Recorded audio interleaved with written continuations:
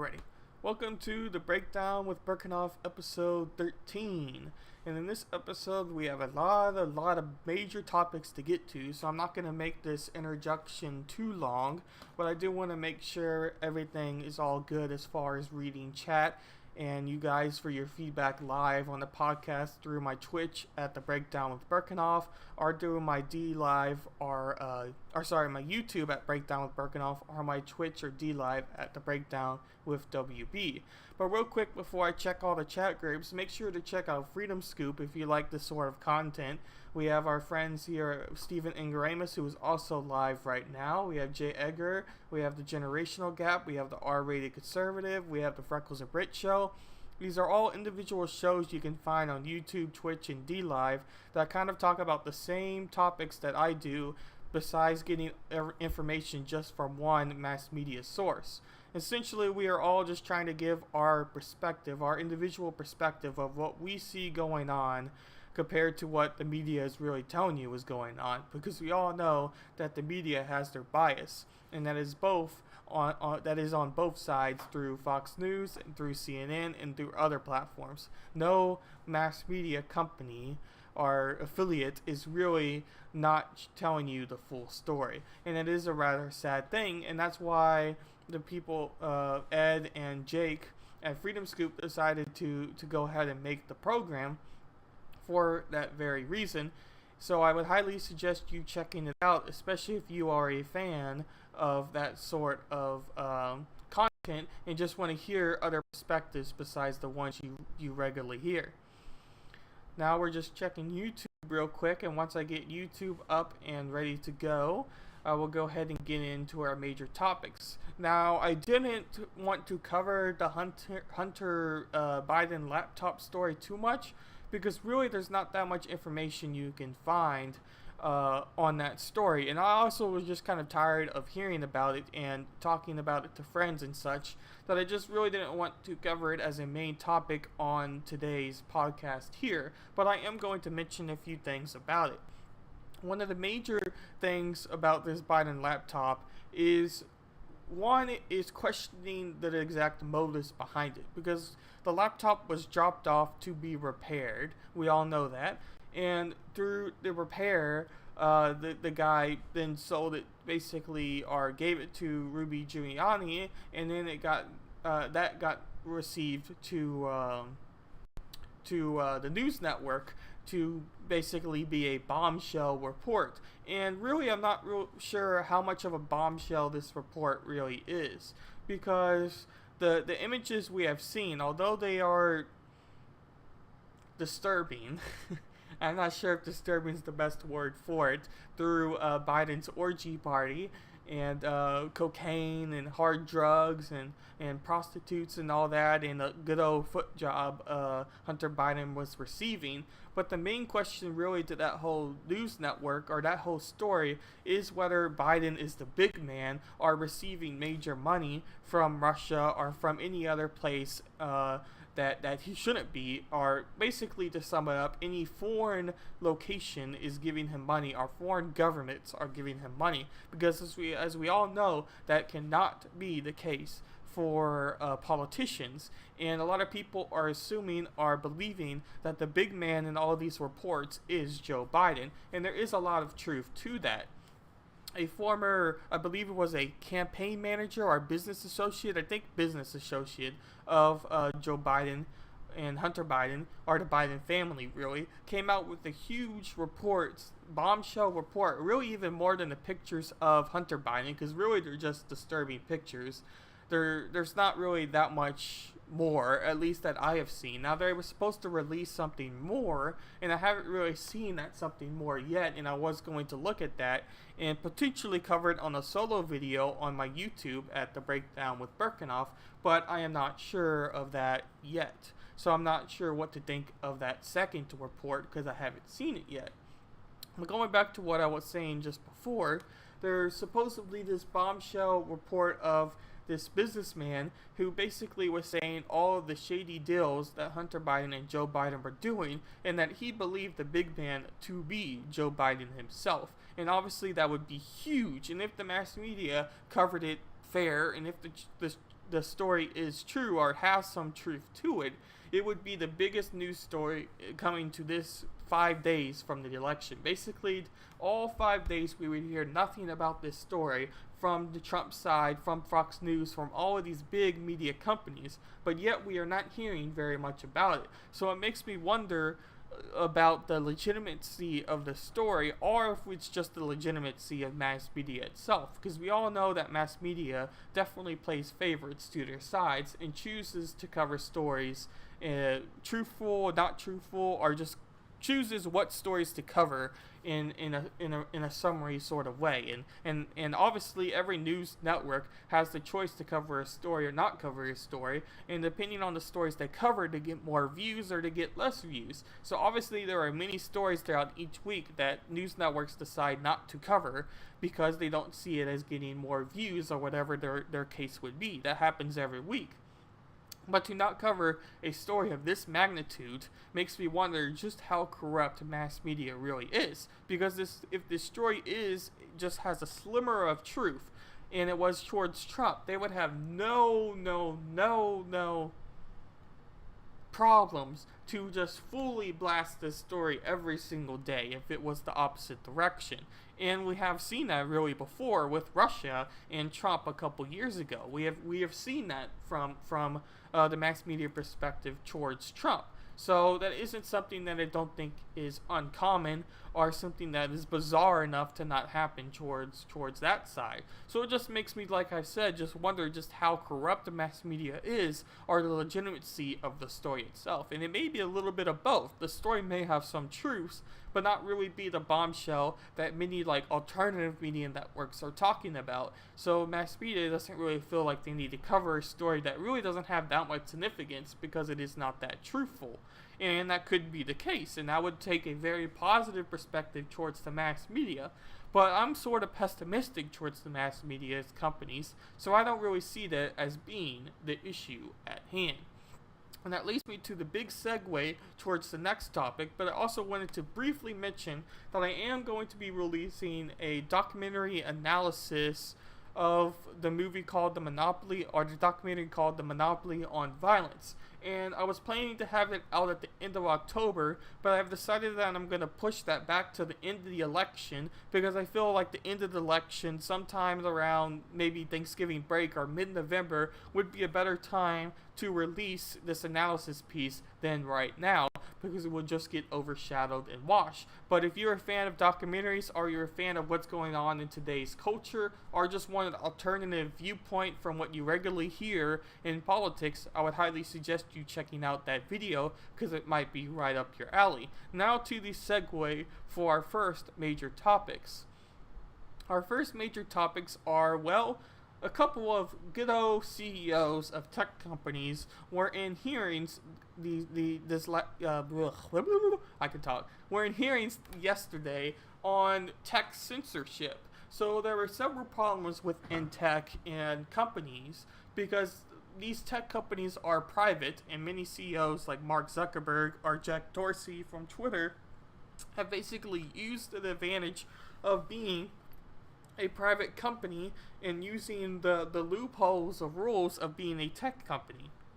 Now, I am not a lawyer, and I'm not someone that pretends to know a whole lot about this topic. I'm not somebody that I find the topic interesting, but I haven't looked too much deeply into the topic. So I got a rather basic level viewpoint of what is happening, but I do think I have some perspectives or what I've heard from other people from this topic.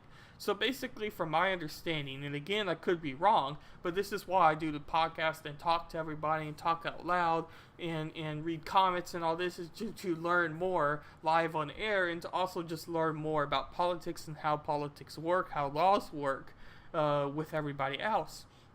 But essentially, these tech companies have a law that basically allows the company to be a platform, but not necessarily be responsible for what is posted on their platform. Now, obviously, that comes as a double-edged sword. Obviously, the company wants to keep their perspective good, so they don't want bad things to be posted on their platform, such as, pornography. Many of these platforms will ban pornography outright because they don't want that to be seen on their platforms, and that's why many people who try to do that end up getting taken down after some time when the tech companies see it. But that's just one kind of example, but not really what we're necessarily talking about. Many people are wondering more from the political angle, and that's how I approach it. I approach this more from a political angle of censorship. So if they find certain things stated that are imminent threats. So if you're threatening someone on social media,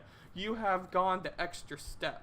And that extra step, I think, allows these tech companies to go in and censor that person because they took that extra step of violence. And now we've seen many people do direct call-outs on violence, especially on Twitter. A lot of Antifa members have done this, including some Antifa members back when Andy No got pretty beat up. Man, this is a good probably 6 months ago when he got beat up by some Antifa members and went to the hospital. There were many people on Twitter that were directly praising what happened and calling for more violence, and their accounts are still up and never got taken down.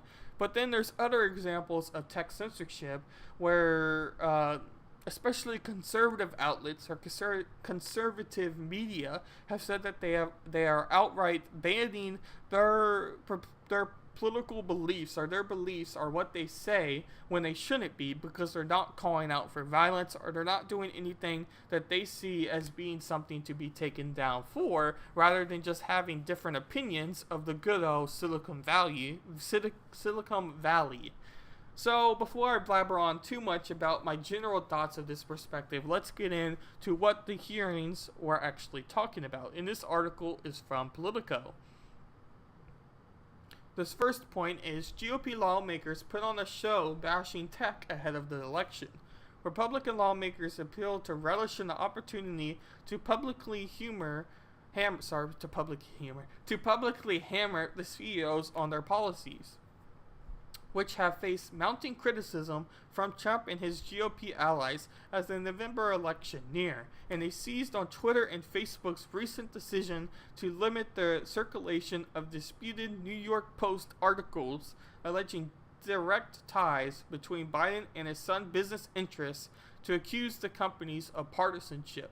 Senator Ted Cruz, Republican Texas, an outspoken tech critic who in recent days has launched a media blitz criticizing tech companies, rallied against Dorsey over Twitter's decision to initially block users from leaking out to the Post reporting.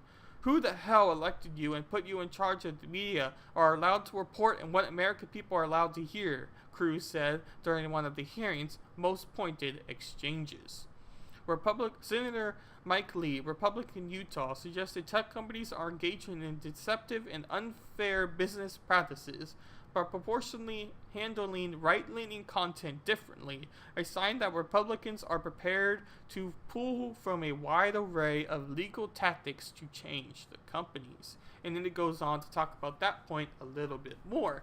But obviously, anybody who knows Ted Cruz know that he's somebody who has talked about this tech censorship very often, especially if you see him on Steven Crowder's show. He is a regular guest before these debate appearances, and really a regular guest on Steven Crowder's show itself. And they have talked many times about tech censorship. And what this article is referring to here was about the Hunter Biden laptop story. So this was a huge event, and they obviously seem to not want this event to be heard. Now, some people could say that this was because they didn't have the story being fully truthful. It was more speculative, in quotations, at the time. But really, I don't think that is necessarily the case. And many people have speculated on events on these platforms, such as Twitter, Facebook, and whatever else. and haven't been taken down or haven't been censored from speculation. Speculation is obviously allowed. Now, why speculation would be censored is a good point, and a lot of, like I said before, right-leaning media or right-leaning politicians and such have been very much against what has happened to their voice through social media companies. A second point here: Democrats torched the proceedings, accusing Senate Republicans of weaponizing the hearing.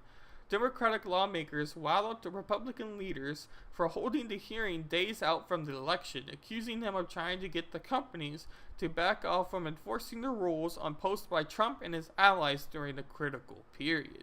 It marked a distinctly contagious hearing for the Senate Commerce Committee, which this Congress has otherwise engaged in bipartisan negotiations on an array of tech policy issues, including on data privacy, but the spirit of collaboration was nowhere to be found on Wednesday. "This is baloney, folks," said Senator John Tester of Montana as the hearing neared its finish. "Get off the political garbage and let's have the Commerce Committee do its job." Senator Amy Klobuchar of Minnesota, meanwhile, tore into Republicans for politicizing concerns about the election security instead of taking up legislation on the issue. So, that is an interesting point, and before I read the article, I didn't really think about that being necessarily the case. Now, obviously, politics is political, obviously, duh, but politics also can be extremely political in the fact of turning these hearings towards a political event. We saw in Amy Coney Barrett's hearings that a lot of especially Democratic senators were basically making the situation more political than it really had to be. They were very much saying that it was Trump this, Trump that, Trump this, Trump that, and really putting the hearing on Trump rather than the hearing on Amy Coney Barrett just herself. Now, with these tech censorship and tech companies putting the hearing just before the election, I think does have a little bit of a questioning as to why.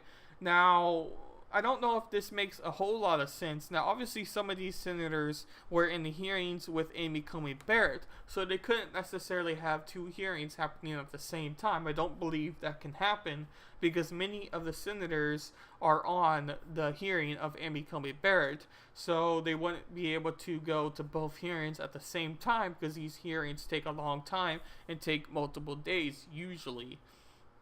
So I don't think that you can necessarily have two hearings that happen at the same time. And the reason I bring that up is I don't know why the Republicans would wait if they didn't want this issue to be political. It would make more sense to have these hearings happen a month ago or a couple weeks ago to make sure to get these companies to wake up and not censor if they truly believe that they're getting censored, to not censor what they say weeks before the election and not just a couple days before the election. Because even if the companies decided that the senators were right, the Republican senators were right, and they needed to stop censoring Republican opinions 5 days before the election, I don't know if 5 days is really going to make that much of a difference, especially with the amount of mail-in ballots that have already been casted. I myself have not voted yet, and I'm waiting till election day to do so. So I would be a vote that could change necessarily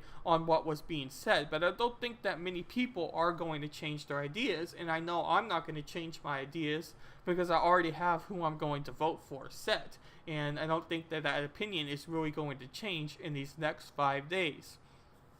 So, again, I don't really see necessarily the political motive of making these hearings political 5 days before the election, because as I was saying earlier, I don't think even let's give it that they say yes that their opinions are being censored, and 5 days before the election, what is going to be done on Twitter and Facebook's side to change the issue of censorship in 5 days?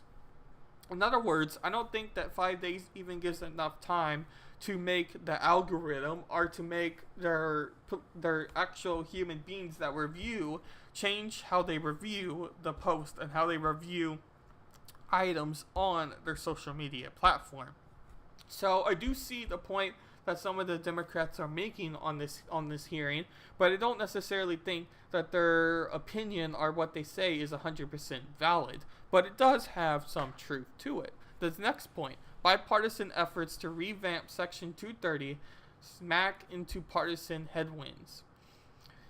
There's widespread agreement in Washington that the tech industry's legal protections need to be revisited on pared back, but you might not have been able to tell from Wednesday's hearing.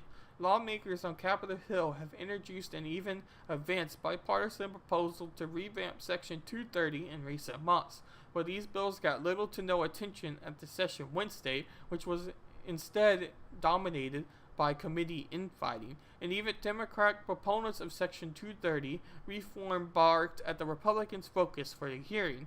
I have been an advocate of the reform for Section 230 for liberty for 15 years, so I really welcome the bipartisan consensus that we are seeing now that there needs to be a constructive review, said Senator Bouchard, Democrat.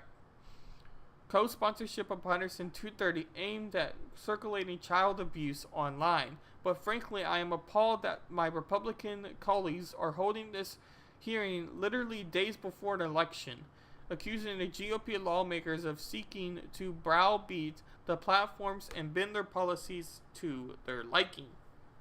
Now, I definitely think that there is some of that going on, but at the same time, if you're a true conservative, you are very much believe that these tech companies are censoring you, and I do think there is some data to suggest that this is happening. Now, I don't see it as much happening on the left as I do the right, so I do think that there is a slight censorship more towards the right than there is the left, so I do think that is happening. Now, do I think that they're necessarily browbeating or making using the election and days before the election to change how the program is, or how these programs address censorship? Could be the case, but I don't necessarily think that is the case fully.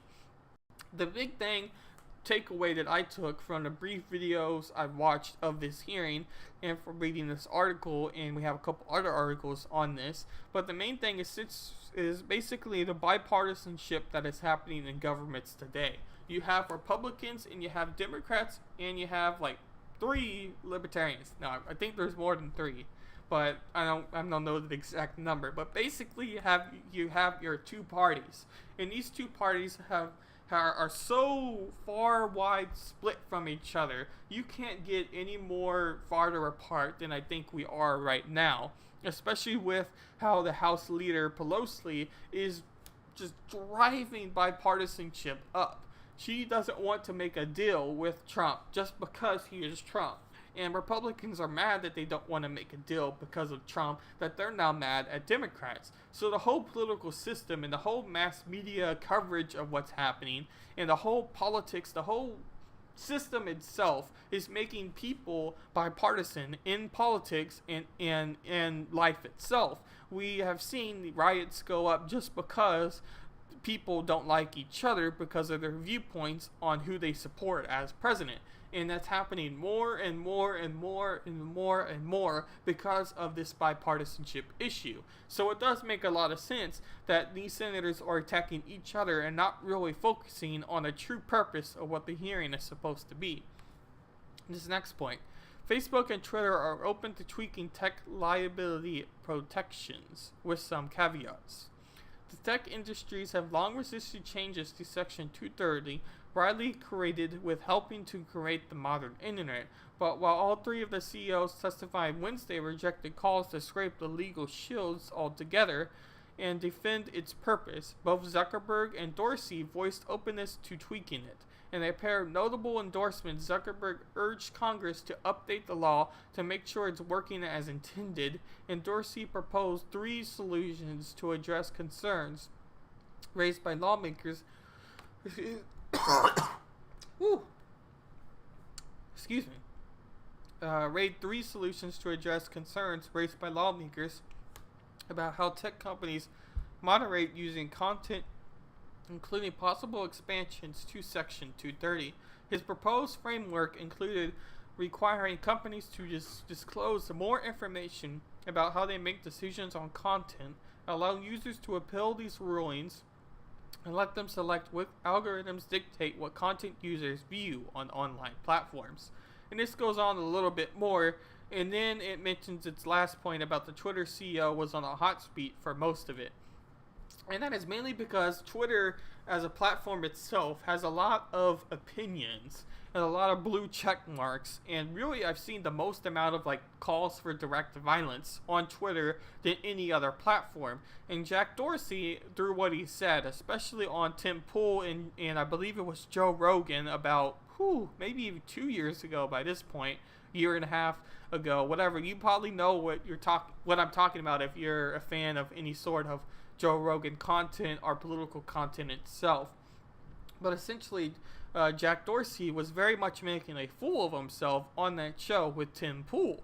And it was very concerning about how their approach to censorship was happening. And a lot of people were very skeptical about it. Now, this next article is by CNN. CEOs of Google, Twitter, and Facebook grilled in Senate hearing. Ted Cruz yelled. His Democratic colleague Brian Schwartz called the hearing in which was speaking a sham. Committee Chair Roger Wicker couldn't pronounce the last name of Google CEO. Just another day on Capitol Hill for big tech.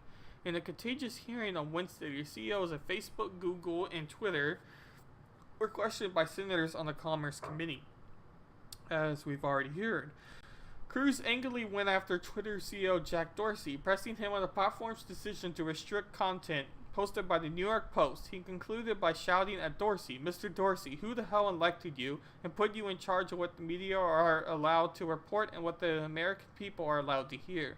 And why do you persist in behaving as a Democratic super PAC soliciting views to contrary of your political beliefs? So that was Ted Cruz, and obviously we get a more of an extension. The Post that was censored, obviously you heard as I just read, was the New York Post, which is one of the biggest newspapers, or oldest newspapers that has existed, and their Twitter account was suspended, was suspended. And the last time I checked, which was a couple of days ago, it still hasn't had a recent tweet.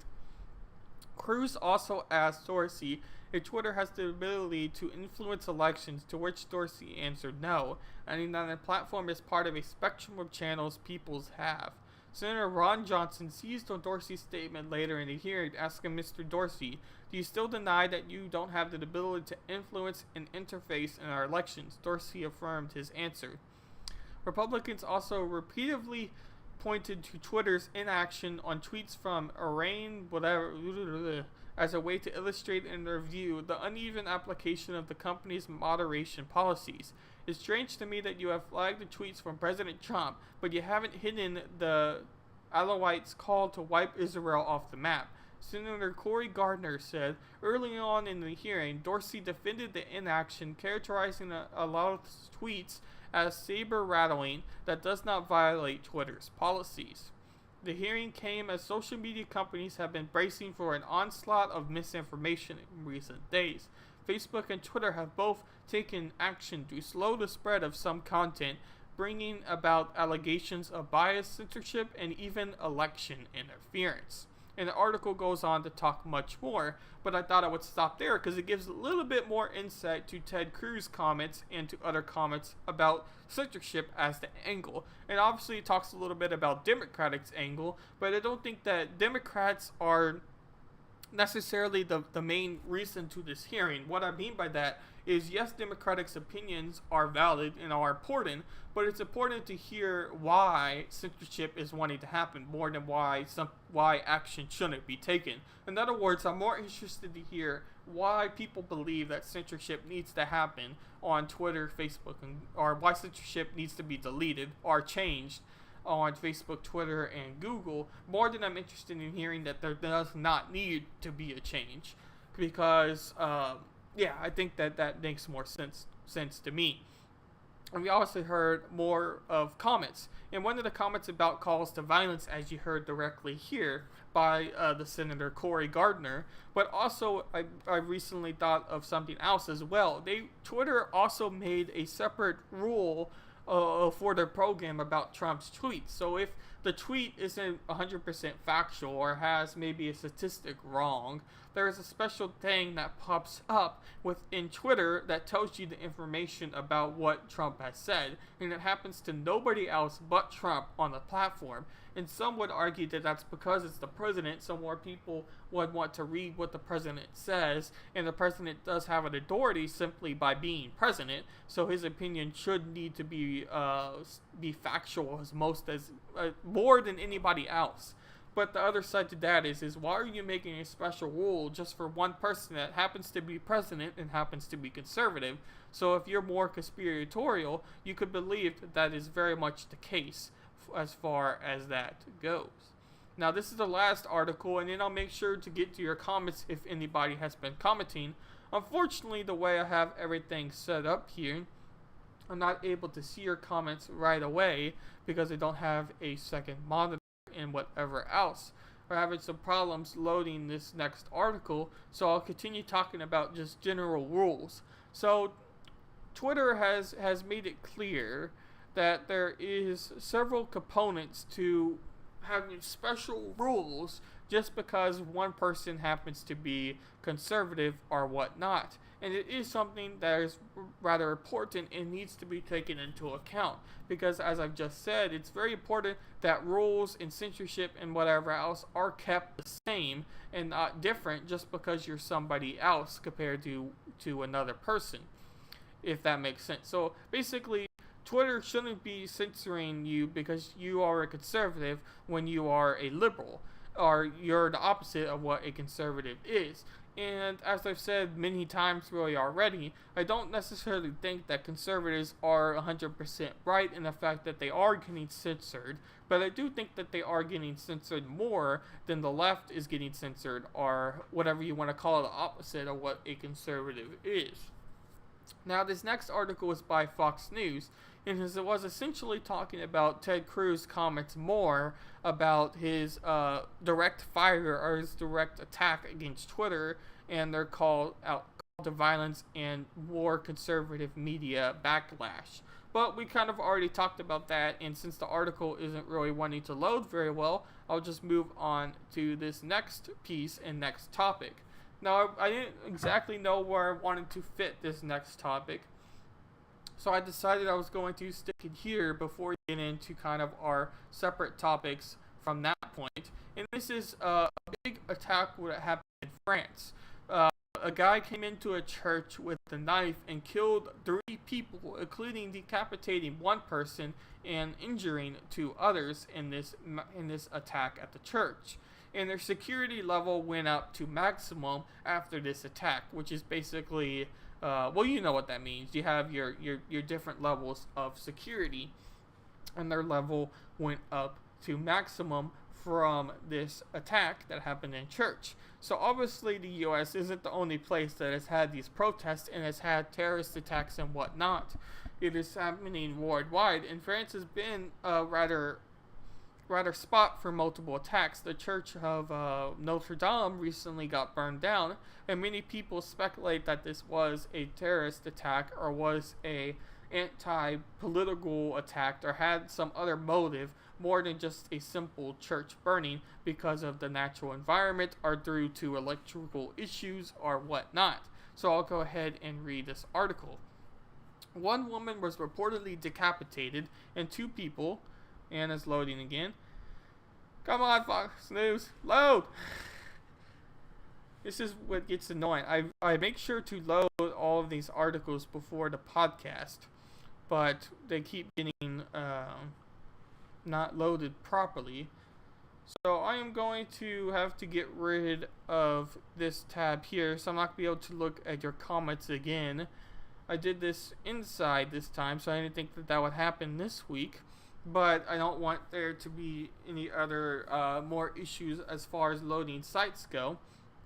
So I'm going to try one more time, but in effort to keep this a podcast and not just a video, I'll keep talking here. I apologize for that. I've had 2 weeks in a row of a little bit of tech issues as far as articles and videos not wanting to play. But we're back up, so here we go. One woman was reportedly decapitated and 2 people were stabbed to death on Thursday following a knife attack at the church in France city of Nice that also left several others wounded, according to multiple reports. The suspect, believed to be acting alone, was injured during his arrest and taken to a local hospital. Alright, I'm just going to have to call this... Okay. The suspect, believed to be acting alone, was injured in his arrest and taken to a local hospital. An investigation was opened into attack by the French anti-terrorist prosecutor office. Report images on France media showed the neighborhood locked down and surrounded by police and emergency vehicles. Prime Minister Jean Castex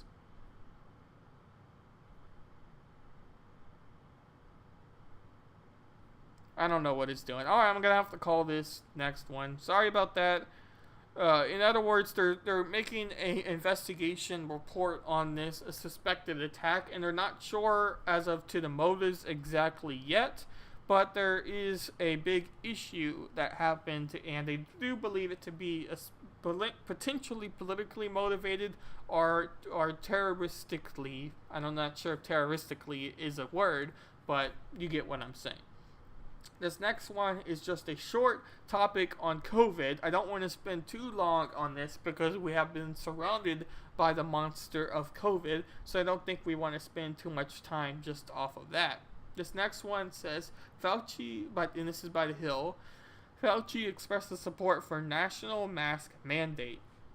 The nation's top infectious disease expert, Dr. Anthony Fauci, expressed support for a nationwide mask mandate in an interview late Wednesday with CNBC.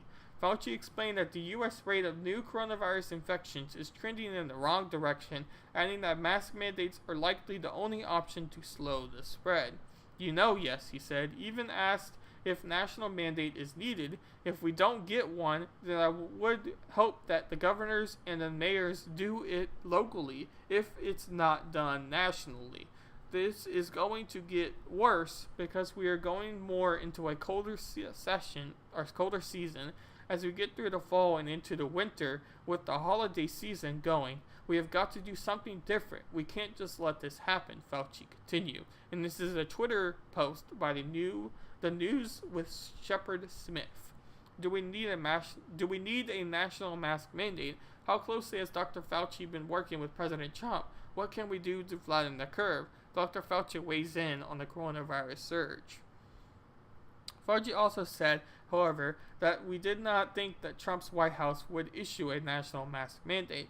You're using the word mandating masks. Yes, if that works, let's do it. I don't think it's going to happen nationally, he said. It may not come from the White House to do it, and if it doesn't, then I think the mayors and governors should do it. Joe Biden says yes to a response by this Hill's post. So, because obviously Joe Biden has been one for a nationwide mask mandate. And as I said before, I don't want to spend too long on this topic, but there is big debate on whether a national mask mandate would really do that much. Of an impact compared to other sort of events. So in other words, would a mask mandate really flatten the curve or really make the numbers of people who are getting infected with coronavirus go down? I don't think that is necessarily the case in what would happen, and many people are with me in that opinion. But obviously a lot of people take the approach of wearing a mask doesn't really do that much. And if you generally follow good, safe protocols with wearing a mask and not touching your face, not touching the mask too much, then it's really more safe than not wearing a mask at all. So we should just wear a mask, and wearing a mask doesn't take that much effort, blah, blah, blah, blah, blah. We have heard all of these sides. Even if you're someone that doesn't follow that much news, you have heard these mask debates because it is all around us.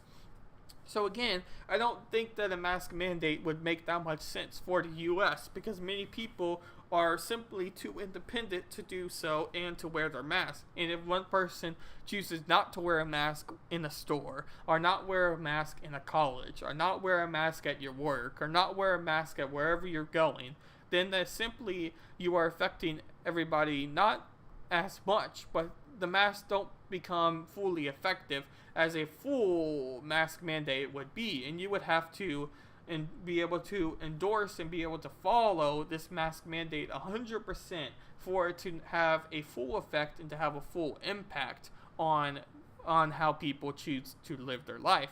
So I don't necessarily see a mask mandate necessarily helping too much, but at the same time you could very easily take that approach of wearing a mask doesn't really hurt you that much, so just do it.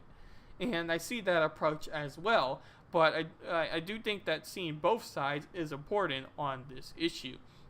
Now, this next topic on the coronavirus is worldwide coronavirus news, with France and Germany on the lockdown with COVID-stricken Europe braces for a tough winter, and this is by NBC News. London surging coronavirus cases across Europe are triggering a new national lockdowns as the commitment again shows clear signs of becoming COVID-19's global epidemic center. After appearing to deal with the virus better than the United States for the most of the summer, the European Union and its neighbors are now seeing more new cases per capita than the U.S. average. The recorded deaths per capita have caught up with the U.S. too, according to the European CDC. This violent situation has promoted French President Emmanuel Macron to announce a new national lockdown until December 1st. The virus is circulating at a speed that not even the most pessimistic forecast had anticipated, he said in a televised speech. Like all our neighbors, we are submerged by the sudden acceleration. Macron warned 400,000 people could die if the virus was left unchecked, adding that more than half of the country's intensive care beds are already filled with COVID-19 patients. Hours earlier, German Chancellor Angela Merkel, I feel like I butchered, I know I've heard her name, god dang, announced her country long seen as a relative coronavirus success story would also enter a period of restrictions. We must act, and now to avoid an acute national health emergency, she said, revealing she had wanted to act sooner, but had felt opposition from Germany's regional leaders. If we wait until the ICUs are full, then it will be too late, she said. All bars and restaurants in Germany and France will now close, but unlike earlier lockdowns in spring, schools will remain open. France measures to go further, and people are instructed to stay at the home except for essential trips or medical treatment. The move puts pressure on the United Kingdom to move from a locally tailored restrictions and into a nationwide circuit breaker lockdown, which is being heavily resisted by Prime Minister Boris Johnson on economic grounds. So obviously, the U.S. isn't the only one experiencing COVID-19 and the virus. And we have known that for the most part, but a lot of politicians have basically stated that Trump's management of coronavirus has been much worse than the European counterparts, and now Europe is facing a surge as well, and the US is also recently, or still is, facing a surge, depending on what statistics you are looking at, with Texas, Arizona, and other states in the South mainly, compared to states like New York, who have recently seen a small uptick, but not necessarily a huge uptick as other states that I've just said have experienced. And as I was saying, many of the European countries have been praised by many politicians here in the U.S. about their management of the virus, but now an uptick is also happening in the virus. And as we heard from Boris Johnson, and that's why I decided to read all the article, because I do think it's important to understand the perspective of coronavirus and what's not just happening in the U.S., but what's also happening around us in the world, because we are not the only country that exists in the world and in the planet, obviously. So I do think it's important. And Boris Johnson was basically stating that he's worried about the economic damage, for lack of better words, that could happen if a full lockdown were to take place, just as closing down restaurants as France and Germany has done. So many of small businesses that are in France and Germany are probably going to be shutting down because of the lack of economic support that they're getting from a full shutdown. In other words, if they're not making any money, they're not going to be able to pay, and not being able to pay is going to put them out of business. We have seen many of that happen, especially in the U.S. and in California, with most notably San Francisco, where a ton of restaurants have shut down because of the lack of business in their city. And that can be seen also with probably going to happen in France and Germany. So obviously Boris Johnson is worried to do that in London, because he's also not just seeing it happen now in France and Germany, but also happen in the US through mainly its more liberal states, because they were more quick to go into a full shutdown, or simply a stricter shutdown than the states here in the South. So I think that's enough news on coronavirus. But before we get to our next topic, I'm going to grab a drink real quick. And I apologize for anybody who is on Twitter, DLive, and YouTube right now. I am unable to read your comments, but I'll make sure at the end when I make my announcements to check those platforms, just in case. I don't want to miss anybody's comments and general support from that.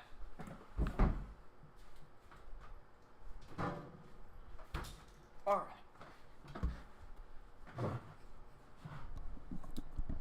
So these next two topics are about ballots. So ballots are a huge concern when it comes to the election cycle here, because ballots give a perspective on what's happening for the election.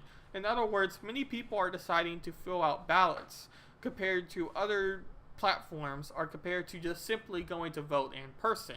And we have seen more and more of that because of how COVID has impacted the election this cycle.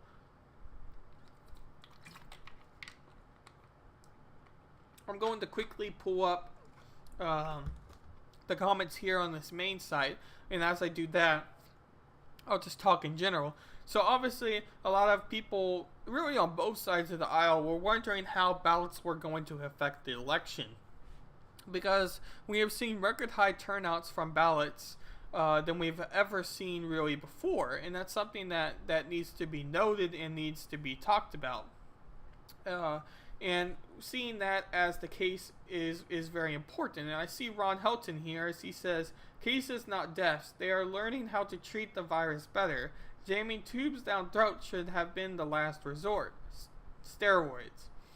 North Carolina will be counting ballots 9 days after election. We should have a winner by January 15th. Yes, that's going to be one of the topics I'm bringing up here on these next two articles, because essentially the Supreme Court has decided that Pennsylvania and North Carolina, and I think one other state, if I am remembering right, are going to have a deadline, their deadline increased for mail-in ballots. So in other words, they're given more time, or the citizens there are given more time to fill out a mail-in ballot than some other states, because of problems or general support towards wanting to have longer time to do so, if that makes any sense. So I'll go ahead and read this next article that loads up, and this is by CBS News. Supreme Court denies GOP effort to fast-track ruling on Pennsylvania ballot deadline. The Supreme Court on Wednesday declined to expedite review of a high-profile dispute over Pennsylvania's deadline for mail-in absentee ballots, but left open the possibility of revisiting the matter after the election. The Pennsylvania Republican Party had asked the court to review a ruling by the state Supreme Court that extended the deadline for returning mail-in ballots by 3 days to November 6. Justice Samuel Alito, writing for herself and Justices Clarence Thomas and Neil Gorsuch, said also there was simply not enough time at this late date to decide the question before the election, but added that does not mean that the state court decision must escape our review. Pennsylvania officials said Wednesday that country election boards would segregate ballots reviewed after Election Day should the court choose to review the case in the future. Meanwhile, President Trump was out west, drum up support in battleground state of Nevada, holding up a rally Wednesday afternoon across the border in neighboring Arizona due to the Silver State coronavirus restrictions. A senior Trump campaign official told CBS News that the president plans to visit 10 states during the last week of the campaign and hold 11 rallies in 48 hours before the election day. Joe Biden is continuing to focus on the COVID-19 pandemic. So obviously that article didn't really talk too much about the most recent change, but as we heard from Ron and as I was just talking about beforehand, this deadline has been pushed. Ron says here, I thought today was early voting here. Lo, it's tomorrow. Are you going to early vote, Ron? I'm going to vote in person. The polling station is actually really close to where I am now, so it doesn't even take that much effort to go ahead and vote in person. So that's what I'm going to do for myself. But I definitely know that a lot of people are choosing to mail-in ballot this time around. And simply, I don't really trust mail-in ballots a bunch compared to simply casting a vote in person. So that's kind of my thought process there. This next article is talking about just how many mail-in ballots there are. More than 1% of mail-in ballots may be rejected, says experts, and this is by NBC News. 60% of voters, nearly 7 million people, are projected to vote by mail nationwide during the coronavirus pandemic. Those who study absentee rejection rates estimate that 1 to 2% of those votes, potentially more than 1 million, won't count, which could make a difference in battleground state. The vote by mail ballot rejections are going to be hanging chaos of 2000, said Daniel Smith, a professor of political science at the University of Florida. The risk of ballot rejection varies by demographic and geography. The rate of rejection tends to be higher for Black, Hispanic, female, and younger voters, as well as for people who don't usually vote by mail. Experts say it also tends to be higher in states that don't normally have a lot of absentee ballots, a category that indicates the battleground states of Georgia, Nevada, North Carolina, Pennsylvania, and Wisconsin. All five have had less than 10% of turnout by mail in 2016, and that they have seen huge increase in mail votes this fall. The problem, experts say, is that the experience matters when it comes to counting mail-in ballots, and while tight vote margins are nothing new for purple states, many have never experienced an election in which a high percentage of votes will arrive by mail. Aimed round-the-clock efforts by election officials to expand access to mail ballots, rejection rates in past elections raise concerns that in some tightly contested states, the number of rejected ballots could be larger than the winning candidate's margin of victory.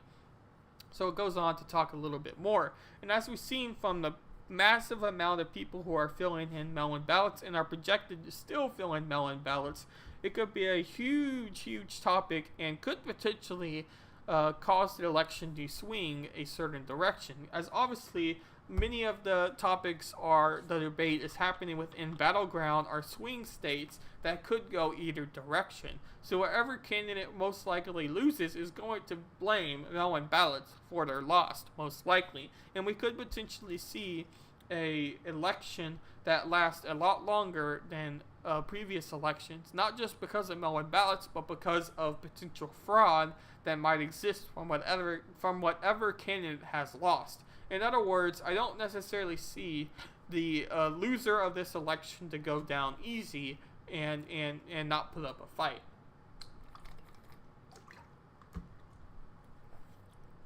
Alrighty. Oops. So now we're going to get into the good old election news. And election news is something that a lot of people have their minds on, obviously, because we are only 5 days away. And Ron says, yes, voting tomorrow just so I can forget it. I can see my polling station from my front door. It is straight across the street. Oh, that's great. You get perfect access. Yeah, no reason to wait if you're that close. That's for sure. But So everybody has their thought process on the election happening. And I just thought that I would read part of this Atlantic article because those who kind of follow news or read articles on a regular basis know that Atlantic has a left bias 100% for sure. So I thought it was going to be interesting to see what people were saying about this next election, and I found this article to be kind of interesting. The Atlantic states, and this is by Derek Thompson, the top 5 reasons to believe 2020 won't be a 2016 sequel. First point. In 2016, the posters totally whiffed on the Great Lakes states. In 2020, they have changed their methods. National polls wasn't more of a 2016 than in previous years. The problem happened at the state level. Whereas the state polls underestimated Barack Obama's support by about 3%, by 3 points to 2012. They underestimated Trump's support by more than 5 points to 2016. The largest error so far in this country. The most important reason, according to a postmortem form, the American Association of Public Opinion Research, was that state polls undercounted non-college educated voters who turned out in droves for Trump. For instance, if a sample is 60% male, the pollsters would want to give the woman responses more weight because the women actually vote more than men. In 2016, many pollsters failed to adjust for the fact that college-educated Americans are typically more likely to respond to surveys. Another way to say that is the pollsters undersampled non-college educated voters. At the same time, the electoral split sharply along the diploma divide to give Trump an advantage among non-college educated voters. The second point. In 2016, a ton of undecided voters broke late for Trump in 2020. Most of those voters have already decided.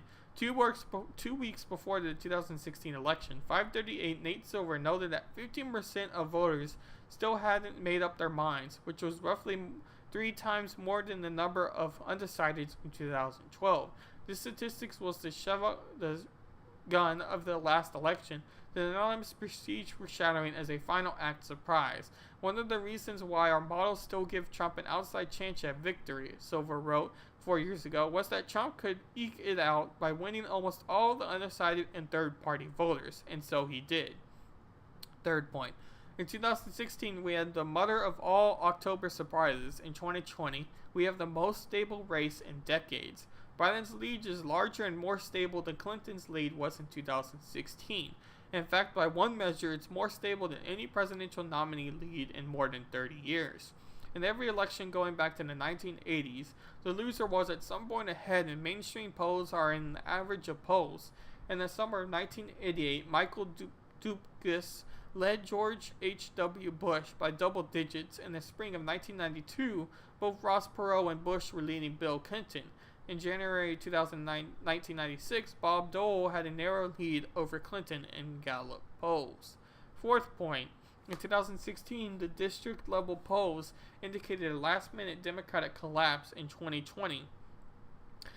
In early November 2016, several careful polling analysis started surrounding an alarm for Hillary Clinton in the upper Midwest. 6 days before the election, the Atlantic's Ron Brownstein noted that Clinton has not visited Wisconsin since April and appeared just twice in Michigan from June throughout October.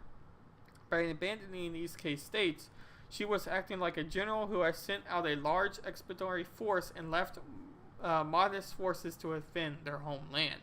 Fifth, in 2016 there wasn't a global pandemic, and in 2020 there is a global pandemic. And really that just takes the approach that Trump has done bad during the pandemic. And really I don't want to read that much about the pandemic because it gets on my nerves because it's really just become more political than it really should have been. But in real short, to summarize this article in really 2 sentences or 1 sentence, the reason Donald Trump won 2016 was because Hillary Clinton was the opponent. If it was anyone else besides Hillary Clinton, the Democrats could have probably won the election over Donald Trump, because many people simply didn't trust Donald Trump or didn't want a businessman in office, but obviously they had the other side of voters who did want someone who wasn't a politician in office. But I don't think that the article is taking into account just how unpopular Hillary Clinton is. So I do think that is the major reason why Trump won the 2016 election cycle. And that's why now having Joe Biden, I think they went for a completely opposite approach to what was happening because of how bad Hillary Clinton was as a candidate. In other words, they wanted someone who appears to be very moderate, someone that appears to be going to bring the country back to a stable union or a stable part between all red and blue states. Someone that people the general people, the sheeple, could look and see as being somebody that's going to bring the media bashing of each other back to normalcy. Basically, Joe Biden, they wanted a candidate through Joe Biden who looks normal and people could see themselves as. I'll go back to YouTube here real quick. Ron says, hey, I just read a similar article about polling, but I think their polls will still miss the mark. Next one. I have never been polled in the past this year. I receive at least 2 or 3 polling calls per day. I just don't answer them. Though I am sure others are doing the same. Yeah, I'm sure, especially if you have a landline, you are probably going to receive a lot of these polling calls because really that's how a lot of these polling companies are still doing their methods of collecting data. But on that note, I have seen several people through like Twitch streams I've watched, mainly on Twitch, some YouTube live streams on political commentators, are people that are basically doing what I'm doing right now. And many people have basically said that they have been called up and said, oh yeah, I'm going to vote for Joe Biden, I'm a Democrat. But in reality, they are very much a Republican or not going to vote for Joe Biden. So basically, they're just telling polling people inaccurate results and they still get called. So a lot of people are speculating on those live streams that I've watched that essentially they're just cherry picking answers. So they're wanting to call people who are Democrats are more likely to vote towards Joe Biden. And once they have that list of people, they keep calling them so that their polling numbers keep suggesting that Joe Biden has a good victory because they're essentially polling people that they know the answer to. So I do think that there is some of that going on. This next article is by CNN. North Carolina can count votes received 9 days after Election Day, Supreme Court says. And this is what Ron Helton was briefly talking about.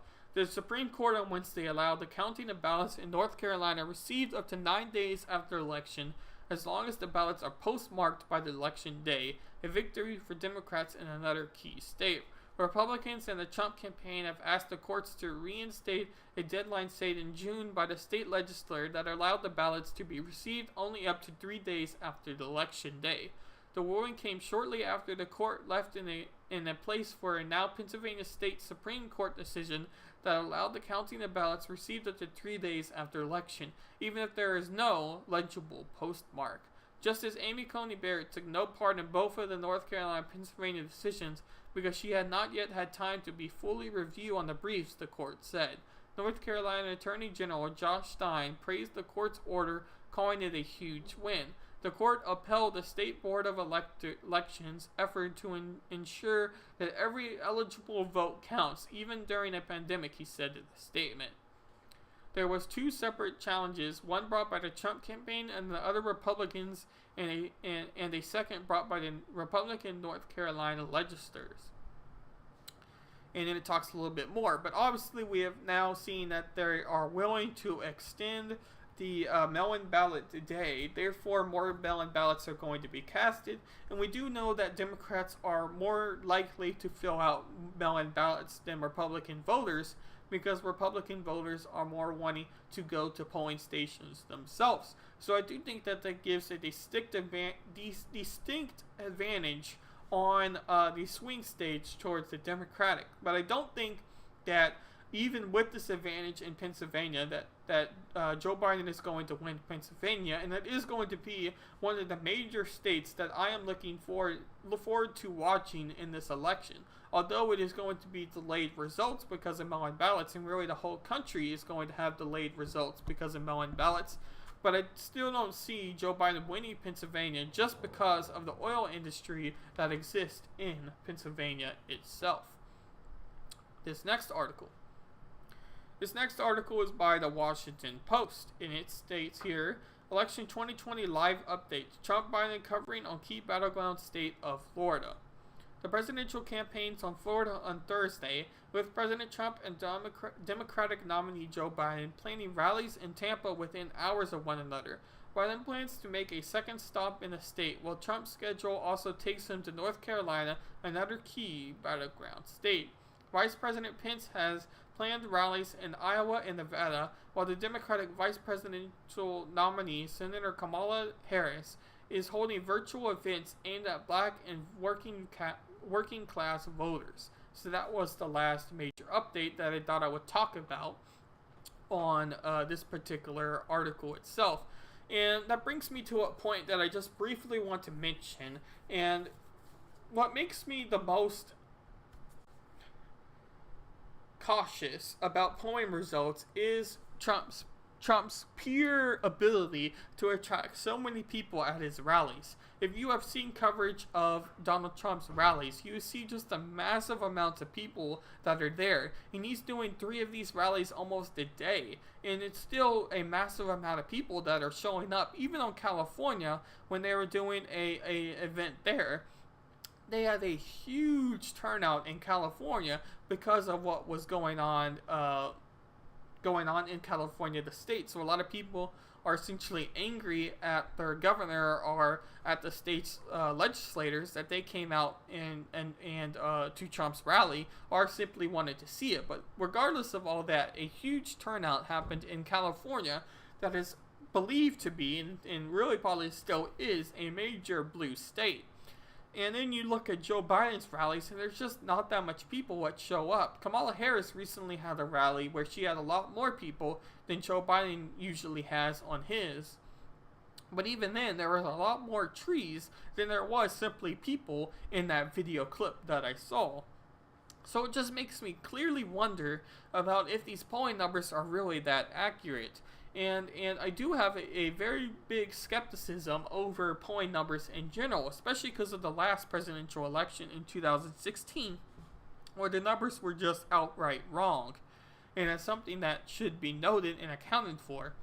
And one of the only people that was relatively accurate with these polling numbers and even gave Donald Trump a chance was 538, and that's why I always go to them when looking at polls. But even 538 tends to have Joe Biden as an advantage. But I'll go back to YouTube real quick. Oh, yep, same thing. Alrighty, we'll check Twitch. Nothing there. Alrighty, we're good on comments, so I'll continue on here. As 538 says here, no, I don't want that. Go back. I accidentally clicked on a different link. Alright, here we go. 538. What to make of the new Wisconsin poll that has Biden way ahead? Once in a blue moon, you see a poll that makes you blink twice to make sure you're not seeing things. This morning, ABC's poll, the Washington Post survey of Wisconsin, was just such a poll. It showed Joe Biden 17 points, not a typo, ahead of President Trump, 57% to 40% among likely voters. To put it mildly, this is a stunning margin in what is supposed to be one of the most competitive swing states in the country, a place that Trump has carried by less than 1 percentage point in 2016. And this is not an easy poll to disregard. ABC News Washington Post adheres to what is considered the gold standard methodology, meaning they use live phone interviews, call cell phones as well as landmines, and participate in the American Association for Public Opinion Research Transparency Initiative, or the Roper Center for Public Opinion Research Archive, and earns an A+ grade in 538's polling register database. A poll single-handedly increased Biden's lead in our polling average of Wisconsin from 7.1 points to 9 points, and is currently the most influential poll in our forecast of Wisconsin, where Biden's chances of winning the state have reached a new high as a result, 93 in 100. That said, the ABC News Washington Post is definitely an outlier. No other poll has shown Biden with that large of a lead in Wisconsin since June. Then it has a Holdis and Associates poll sponsored by the Conservative Restoration PAC that put Biden 17 points ahead. On the other hand, this poll doesn't exactly exist in a vacuum. Biden has recently gotten a lot of very strong polls from some of the states that border Wisconsin, to wit. What might be going on here? Well, Biden has a lead in some of these states for a while, but it's also possible that Trump could be losing support in the Midwest due to the recent spike in COVID-19 cases there. Much of Wisconsin is currently a hotspot. On Tuesday, the state reported more new cases, 5,262, and deaths, 64, than any other day of the pandemic. The same day, Iowa and Minnesota announced a record number of hospitalizations, and cases are on the rise in Michigan as well. And it talks a little bit more about some articles they have published on Wisconsin itself. But if we are to believe that polling number of 17%, or 538's average of these polls at 9% for Joe Biden, then it is most likely out of the margin of error for these polls, and Joe Biden would have a win in Wisconsin. And I don't know if I necessarily believe polls, as I was just mentioning beforehand, but it is very interesting to see, and I do think that the reason for COVID could be a response to why Joe Biden has received more numbers, because if you are someone that watches media at all, then you would believe that Trump's coverage and what he's done with coronavirus is always wrong and never good. And if you do have that perspective, then you are most likely going to vote for Joe Biden's plan and what he would do for coronavirus management.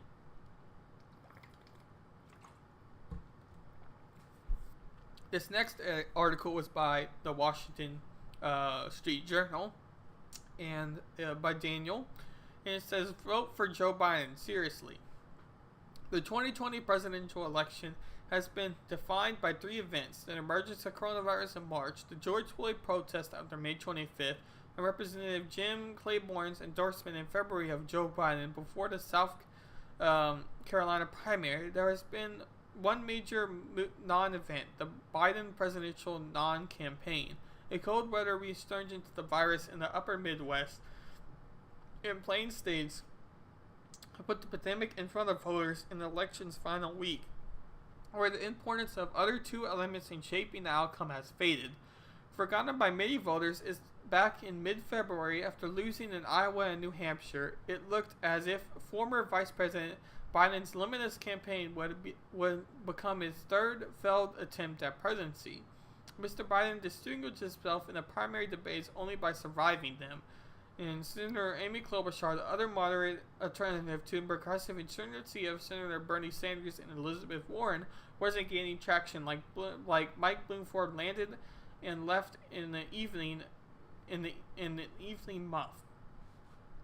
In short, a path was opening for Vermont Democratic Socialist Bernie Sanders to secure the party's nominee, and we all know that was dropped.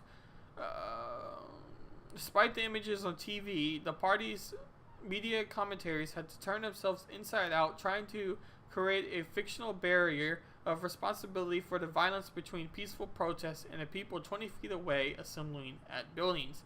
An ideology movement that emerged in January 2017 as the anti-Trump resistance led by Nancy Pelosi in the New York Times 1619 Project. And various social media platforms ended up in the streets as a grim mass insurgents aimed gathering ass and burning buildings. Mr. Biden promised to American voters that he will heal the country's divisions. He won't. What has come into plain view the past year is that the Democratic Party, despite its liberal traditions, has allowed itself to descend into a deeply pessimistic view of America.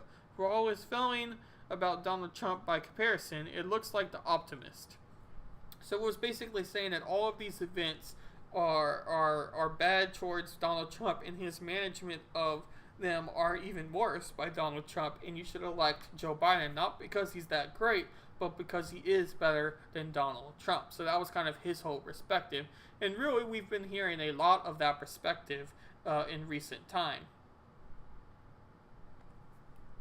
Now, as this article loads up, I'll go to the chat section and make sure I haven't missed anything here.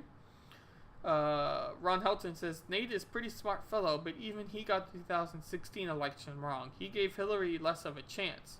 538. Yeah, Nate is I do like 538 and Nate Silver, because I don't think that he necessarily has a huge bias compared to a lot of these other polling companies or mass media companies that do polling.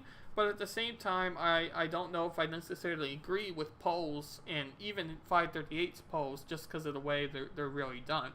Then Ron says, I will give Biden one thing. He is a stubborn old jackass. I remember both of his times that he ran and was caught lying or plagiarized him. How he has held onto the Senate seat is a puzzle to me. Yeah, Biden is a very interesting guy. He's been in politics for, I think it was 43 years, if I am remembering right. And that is a very long time to be in politics and to be in the government. Way too long. That's why I am a huge fan of term limits and everything like that. But that is a whole separate topic. But we'll get into this next article here. Senator Tim Kaine. Joe Biden has my vote. He will restore character, compassion, and competence to our nation. And this is an opinion piece on Fox News by Senator Tim Kaine himself. And the article is still loading. Fox News is maybe having some problems with their site right now. Usually I use more CNN articles than I use Fox News because I do like to get both sides of their perspective, and usually CNN has a different perspective than what I'm usually thinking myself or what I'm hearing on YouTube channels or podcasts or whatever else. So that's usually why I use CNN more than I use other articles. But again, I do like to mix it up, so I've tried to get at least a couple of Fox and a couple of CNN and then some others. But Fox News has been having a little bit of trouble here. But essentially, Tim Kaine was endorsing Joe Biden, and we'll read here. I stepped outside my home in Richmond last Saturday to get the morning paper and read the front page headline. U.S. states one-day record for infections. Versions of the same headline were on the front page of papers across the country in the 10th month. My vantage point on, at first, a briefing about the coronavirus in late January, the tensions between the administrative scientists and political spinsters was obvious. President Trump viewed the challenge as a threat to his personal political fortune rather than as a threat to the nation's health, so he sought to minimize it, even to the point of attacking those who took it seriously and embraced the basic safety steps. And all while he's been pushing his heartless plan to actually take away Americans' health care in the Midwest of the pandemic. So again, just from that brief article we've read, we see that Senator Tim Kaine, who is Democrat, is most likely to endorse Joe Biden just on the fact because he is, just on the fact that he is, just because he has coronavirus on his mind and thinks that Trump's management of coronavirus was bad. And Ron says, yes, 43 years. Biden's neither character nor competence. Compassion, maybe. Biden pushed for banning assault rifles. Their rate of fire was the same as another non-black, scary-looking semi-auto rifles. He is neither a bittering idiot or a pure evil, trying to destroy liberty. And then Ron says, of course, Kaine is another jackass Democrat. And again, I agree. So it didn't really surprise me, but I was surprised to see it on a Fox News article. So that brings me to kind of the last point here. And I'm going to make a solo video about it, so I don't think that I'm going to spend too much time. I do know who I'm going to vote for, and essentially it is between, well, I know two people. Originally I was going to go all out and vote for Donald Trump because I do think that he is the best option for the country. I know for sure I'm not going to vote for Joe Biden, because really I don't think we are voting for Joe Biden. We're voting for Kamala Harris, and I cannot stand Kamala Harris. I'm not that much of a fan of President Trump, but I do think that he's done rather good. Now, I was listening to the Generational Gap and some other sort of libertarian / liberty-minded people, and they were suggesting that that Joe Jorgensen should be the one you're voting for, if you don't 100% like Donald Trump. But I don't know if I'm necessarily going to vote for Joe Jorgensen, even though I don't 100% like Donald Trump. But I do think he is a lot better candidate, and I do think that he has generally done more good for the country than he has done bad for the country. So on that grounds, I'm probably going to vote for Donald Trump, and he was my vote originally, so it kind of goes from there. And Ron says Hillary picked Kane as her VP because he is weak. She didn't want anybody making her appear even more incompetent if she had been elected in 2016. Yeah, I forgot that Tim Kaine was the person for that election, or the vice president for Hillary Clinton's election. But yeah, Mike Pence destroyed him in that vice president debate. Man, he just, Tim Kaine's a weird guy too, though, so that doesn't surprise me that much. But I'll get through my last announcements here, and then I'll log off for today and get to some good old school work before the end of the week here. It's really a blast. I love school. It's fun. Anyway, so again, I'm making a documentary analysis piece on the monopoly on violence. I'm probably going to have it out either after November 5th, 6th, somewhere just after the election, or sometime during the Thanksgiving break. I decided to push it back from October because I think that it's better to wait till after the election to release this than before the election. But I do, if you're a fan of documentaries, or you're a fan of just what's going on in today's culture with kind of a side perspective, then I would highly suggest you checking it out, because I do think that it gives a different perspective than what probably you are used to hearing. But I also plan to release, again, who I plan to vote for / kind of endorse, if you want to say that, in a solo video later this week. Probably on the weekend sometime I will release that. Maybe Friday, we'll see. And I do have a couple of videos on my YouTube channel, The Breakdown with Berckenhoff, of the debate recaps and about Antifa. So again, if you sort of like this content, I would highly suggest you checking that out as well. And again, make sure to check out thefreedomscoop.com for any other content like this. Again, thank you for watching, and peace.